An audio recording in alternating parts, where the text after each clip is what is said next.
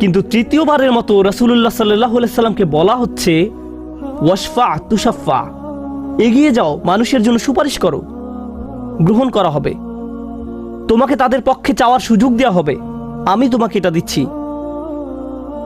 ফাআকুলু ইয়া রব উম্মতি উম্মতি, আমার উম্মাত আমার উম্মাত। এখন চলুন এখানে একটু থামি। যদি আপনি এই সুযোগ পেতেন, আল্লাহ যদি আপনাকে বলতেন তুমি যা চাও তাই পাবে, তুমি চাও দেওয়া হবে, যা কিছুই তুমি চাও না কেন, আমাদের বিশাল একটা লিস্ট আছে। রাসূলুল্লাহ সাল্লাল্লাহু আলাইহি সাল্লামকে এই সুযোগ কয়বার দেওয়া হয়েছে? 3 বার। কত মিলিয়ন মানুষকে ইতিমধ্যে রক্ষা করা হয়েছে। তৃতীয়বার তো তিনি নিজের জন্য কিছু চাইতে পারতেন। আমরা তো মানুষ, আল্লাহ যদি বলেন চাও আমি দিব, আর এই মানুষটি আল্লাহর সামনে দাঁড়িয়ে আছেন আর তাকে বলা হচ্ছে, কিন্তু তারপরেও তার জিহ্বায় উম্মাহ উম্মতি উম্মতি। তো আল্লাহ বলবেন ফায়াকুলু ইনতালিক, সামনে এগিয়ে যাও, ফাখরিজ মান কানা ফি কলবিহি আদনা আদনা আদনা মিসকাল হাব্বাতিন খরদালিম মিন ঈমান। যাও, সামনে এগিয়ে যাও এবং এমন প্রত্যেক ব্যক্তিকে বের করে আনো যার একটি সরিষার অতি ক্ষুদ্র অতি ক্ষুদ্র অতি ক্ষুদ্র অংশ পরিমাণ ঈমান আছে। এত ক্ষুদ্র বিন্দু যাকে আপনারা হয়তো মাইক্রোস্কোপিক বলবেন, যদি তাদের 1 অ্যাটম বা 1 সাব অ্যাটমিক কণার পরিমাণ ঈমান থাকে, এই পৃথিবীতে যা দেখা শোনা বা উপলব্ধি করা সম্ভব নয়, যদি তাদের গভীর অবচেতন মনের কোথাও কণা পরিমাণ ঈমান থাকে, যদি তাদের ততটুকু ঈমান থাকে, এগিয়ে যাও এবং তাদের বের করে নিয়ে আসো। যদি তাদের অন্তরে এতটুকু ঈমান থাকে, তো আল্লাহ রাসূলুল্লাহ সাল্লাল্লাহু আলাইহি সাল্লামকে বলবেন ফাআখরিজহু মিনান নার, তাদেরকে আগুন থেকে বের করে আনো। কথাটা মনোযোগ দিয়ে শুনুন, তাদেরকে কোথা থেকে বের করে আনো? আগুন থেকে। অর্থাৎ কিছু মানুষ ইতোমধ্যে জাহান্নামে পতিত হয়ে গেছে। অনেক মানুষ এই হাদিস পড়ে মনে করে আমরা জাহান্নাম থেকে মুক্তি পেয়ে যাব, আগুন আমাদের স্পর্শ করবে না। কিন্তু হাদিস এই কথা বলছে না। রাসূলুল্লাহ সাল্লাল্লাহু আলাইহি সাল্লাম আল্লাহর কাছে কাকুতি মিনতি করছেন, আর এই দিনটি হবে 50,000 বছর লম্বা। অনেক মানুষের বিচার ইতোমধ্যে হয়ে গেছে। আর আমি আপনাদেরকে সেই আগুন সম্পর্কে শুরুতে বলেছিলাম, আপনি যদি এর বাতাসের স্পর্শ পান 1 সেকেন্ডেরও কম সময়ের জন্য, আপনার মনে হবে এর চেয়ে ভয়ঙ্কর আর কোনো শাস্তি হতে পারে না। আর আল্লাহ রাসূল সাল্লাল্লাহু আলাইহি সাল্লাম সেই মানুষগুলোর জন্য আশা ছেড়ে দেননি, তাদের জন্য হতাশ হয়ে পড়েননি। প্রসঙ্গত তারা মুসলিম, তারা কিন্তু মুসলিম, কারণ রাসূল সাল্লাল্লাহু আলাইহি সাল্লাম কি বলছেন, তার মুখ থেকে কোন কথাগুলো উচ্চারিত হয়েছে? উম্মতি উম্মতি।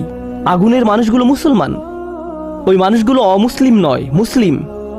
তো রাসূল সাল্লাল্লাহু আলাইহি সাল্লাম বলেন ফাআনতালিকু ফাআফআল, আমি যাব এবং সেটাই করব। প্রসঙ্গত রাসূলুল্লাহ সাল্লাল্লাহু আলাইহি সাল্লামের এই কথার সাথে হাদিসের সমাপ্তি হলো।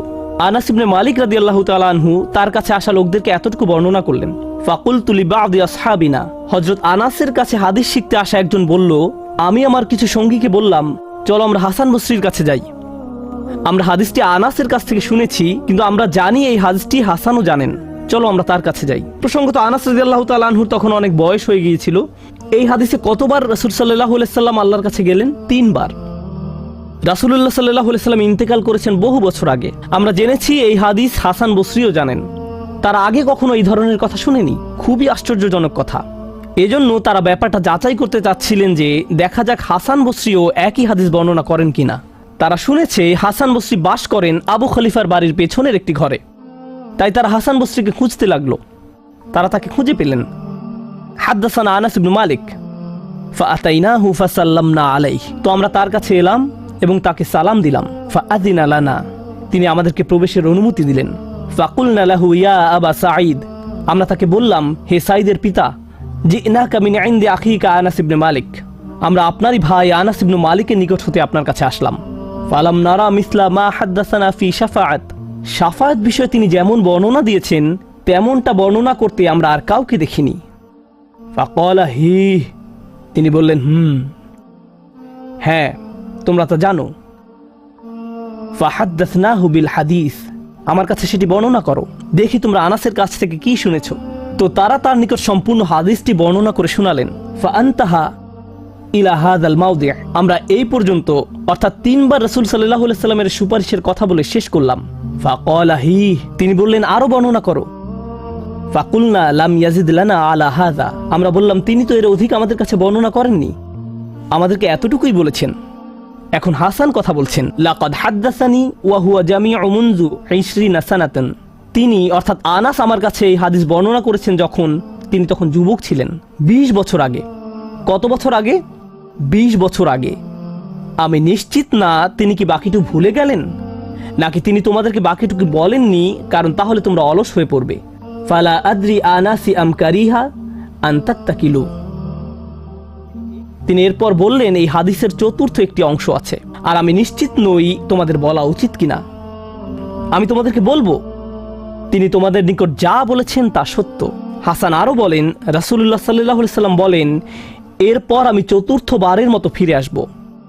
ফা আহমাদাহু বিতিলকাল মাহামিদ, এবং সেসব প্রশংসা বাক্য দিয়ে আল্লাহর প্রশংসা করব, যে বাক্যগুলো আল্লাহ আমাকে দিয়েছেন, যা অন্য কোনো সৃষ্টিকে এর পূর্বে দেয়া হয়নি, এবং সিজদায় পড়ে যাব। এই সময়ে এসে এতটুকুর চেয়ে ছোট ঈমানও আর অবশিষ্ট নেই। সকল সম্ভাব্য ঈমানওয়ালাদের মুক্তি হয়ে গেছে। আদনা আদনা আদনা মিসকাল হাব্বা, সবাই মুক্তি পেয়ে গেছে। ফাআকুলু ইয়া রব ইযআন লি ফি মান ক্বালা লা ইলাহা ইল্লাল্লাহ। এখন রাসূলুল্লাহ সাল্লাল্লাহু আলাইহি সাল্লাম বলেননি উম্মতি, এইবার তিনি উম্মতি বলেননি, তিনি বলছেন, হে আমার প্রতিপালক, আমাদেরকে তাদের সম্পর্কে শাফায়াত করার অনুমতি দান করুন যারা বলেছে লা ইলাহা ইল্লাল্লাহ। যে এমনকি এই কথা বলেছে, আচ্ছা ঠিক আছে, আমার মনে হয় একজন সৃষ্টিকর্তা আছেন। একটি কলেজ ক্যাম্পাসে হয়তো একদল ছাত্র মুসলিম ছাত্রদের সাথে আলোচনা করছে, তখন একজন বলল, আচ্ছা ঠিক আছে, দার্শনিক দৃষ্টিকোণ থেকে মেনে নিলাম একজন ঈশ্বর রয়েছেন, ঠিক আছে আমি মানলাম যে একজন ঈশ্বর আছেন। আমি বলছি না যে আমি মুসলিম, যদি উপাসনা করতেই হয় তাহলে শুধু এক ঈশ্বরের উপাসনা করতে হবে। তাদের অন্তরে কোনো অনুভূতি নেই, তারা কারো ইবাদত করছে না, তারা শুধু এই উপসংহারে পৌঁছেছে।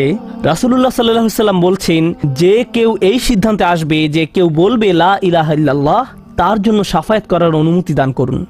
আল্লাহ বলবেন, ফায়াকুলু ওয়া ইজ্জাতি ওয়া জালালি ওয়া কিবরিয়াই ওয়া আযীমাতি।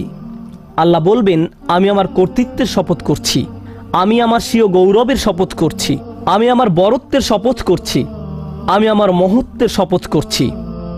লা উখরিজান্না মিনহা মান ক্বালা লা ইলাহা ইল্লাল্লাহ। আমি স্বয়ং অবশ্যই তাদের সবাইকে জাহান্নাম থেকে বের করব যারা বলেছে লা ইলাহা ইল্লাল্লাহ, তোমার এই সুপারিশের কারণে। সাল্লাল্লাহু আলাইহি সাল্লাম। জাহান্নাম কতটা ভয়ঙ্কর তার একটা ছোট্ট নমুনা দিয়ে আমি আজকের আলোচনা শুরু করেছিলাম। এখন সব শেষে রাসূলুল্লাহ সাল্লাল্লাহু আলাইহি সাল্লাম আমাদের জন্য এই শাফায়াত করছেন। এই হাদিসটি অন্যতম গুরুত্বপূর্ণ একটি হাদিস। এমনকি 20 বছর পরে আনাস ইবনে মালিক এখন বৃদ্ধ হয়ে গেছেন, মানুষ তখনও তার কাছে শাফায়াত বিষয় জানতে এসেছেন। এমনকি আজকের দিনেও এই হাদিসটি অন্যতম শক্তিশালী একটি হাদিস, এবং অন্যতম এই জন্য যে ভুলভাবে ব্যবহার করার একটি বক্তব্য রাসূলুল্লাহ সাল্লাল্লাহু আলাইহি সাল্লামের। কখনোই এর অপব্যবহারের চিন্তাও করবেন না। এটা ফ্রি হয়ে যাওয়ার লাইসেন্স নয়। যদি আমরা মনোযোগের সাথে পড়ি তাহলে আমরা বুঝব যে আল্লাহ এমন মানুষদেরকে জাহান্নাম থেকে বের করে আনার জন্য অনুমতি দেবেন যাদের ঈমান যথেষ্ট ছিল না, যাদের সৎ কাজ যথেষ্ট ছিল না। পক্ষান্তরে এমন অনেক মানুষ থাকবে যাদের অন্তরে ঈমান আছে, যাদের ডান হাতে সৎ কাজ আছে, আর এই সৎ কাজগুলো বিচারের দিনে আলোতে পরিণত হবে। হৃদয়ের ঈমানও বিচারের দিনে জ্যোতিতে পরিণত হবে। ইয়াসআ নূরুহুম বাইনা আইদিহিম ওয়া বিআইমানিহিম, তাদের বুকের ভেতর থেকে আলো ছুটতে থাকবে এবং তাদের ডান হাত থেকে এই আলো টর্চে পরিণত হবে, গাড়ির হেডলাইটের মতো। চারপাশে থাকবে অন্ধকারাচ্ছন্ন, আর আপনি জান্নাতের দিকে ছুটতে থাকবেন। আপনাকে জাহান্নাম অতিক্রম করে যেতে হবে, এটা আল্লাহর নির্দেশ। ওয়া ইম মিনকুম ইল্লা ওয়ারিদুহা, জান্নাতে যেতে হলে সবাইকে জাহান্নাম অতিক্রম করে যেতে হবে, সবাইকে, এর কোনো ব্যতিক্রম নেই। আর এই ব্রিজ অতিক্রম করতে হলে আপনার আলো লাগবে। যদি আলো না থাকে তাহলে পড়ে যাবেন। তো মানুষ যখন হেঁটে যাচ্ছে তখন অনেকের এত পরিমাণ আলো থাকবে যেন মক্কা থেকে সিরিয়া দেখা যাচ্ছে, আর কারো কারো এত অল্প পরিমাণ আলো থাকবে যে তারা কোনো মতে পায়ের সামনের কিছু অংশ দেখতে পাবে, কারণ তাদের ঈমান দুর্বল ছিল। কিন্তু এই হাদিস এমন মানুষদের সম্পর্কে নয় যাদের সামান্য কিছু আলো থাকবে বা অনেক বেশি আলো থাকবে। এই হাদিস এমন মানুষদের সম্পর্কে যাদের আলো এত স্বল্প পরিমাণ যে এটি দিয়ে কিছুই দেখা যাচ্ছে না, আর যাদের আলো আছে তারা আল্লাহর কাছে ভিক্ষা করতে থাকবে, রব্বানা আতমিম লানা নূরানা ওয়াগফির লানা, আমাদেরকে আমাদের আলো পূর্ণ করে দিন, ব্যাটারি যেন শেষ হয়ে না যায়, আমাদেরকে জান্নাতের গেটে পৌঁছে দিন, আমাদেরকে ক্ষমা করে দিন। আমরা আল্লাহর কাছে ভিক্ষা চাচ্ছি যেন তিনি আমাদের কপালে রাসূলুল্লাহ সাল্লাল্লাহু আলাইহি সাল্লামের শাফায়াত জুড়ে দেন। তিনি যেন আমাদেরকে তাদের অন্তর্ভুক্ত করেন যারা আরশের ছায়ায় থাকবে। আমরা আল্লাহর কাছে প্রার্থনা করছি তিনি যেন আমাদেরকে তাদের অন্তর্ভুক্ত করেন যাদেরকে এমনকি জাহান্নামের আগুনের ঠান্ডা বাতাসও স্পর্শ করবে না। আমরা আল্লাহর কাছে দোয়া করছি তিনি যেন আমাদেরকে তার রাসূলের অনুগত উম্মায় পরিণত করে দেন। তাদের অন্তর্ভুক্ত নয় যাদের ব্যাপারে তিনি অভিযোগ করবেন, বরং তাদের অন্তর্ভুক্ত করুন যাদের জন্য তিনি সুপারিশ করবেন।